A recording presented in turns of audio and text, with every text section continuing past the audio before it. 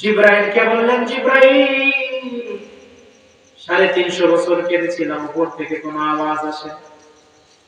জিবরাইল রে, আল্লাহকে বলো না, জান্নাতের দরজার মধ্যে এমন একটা নাম আমি পেয়েছি, যেই নামটা হচ্ছে মুহাম্মদ।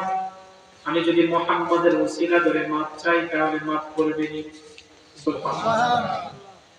জিবরাইল, তুমি আল্লাহকে বলো না, আল্লাহকে একটু বলো। জিবরাইল বলে, মাবুদ, আপনার আদম আপনার হাবিবের ওসিলা ধরে মাফ চাইতে চাই, জাবালে রহমত পাহাড়। আল্লাহ বলে, জিবরাইল রে, আমার আদমকে বলে দাও, আমার আদম যদি জান্নাত থেকে বের করে দেওয়ার সময় যদি বলতো, আল্লাহ গো, জান্নাতে থাকতে চাই একসাথে আদম এবং হাওয়া, জান্নাত থেকে আপনি বার করবেন না, আপনার হাবিবের ওসিলায় ভুলটা আপনি মাফ করে দেন। আল্লাহ কয়, ওই সময় যদি আমার আদম আমার কাছে মাফ চাইতো, আমি ওই সময় আমি আমার আদমকে মাফ করে দিতাম। আদম আল্লাহর কাছে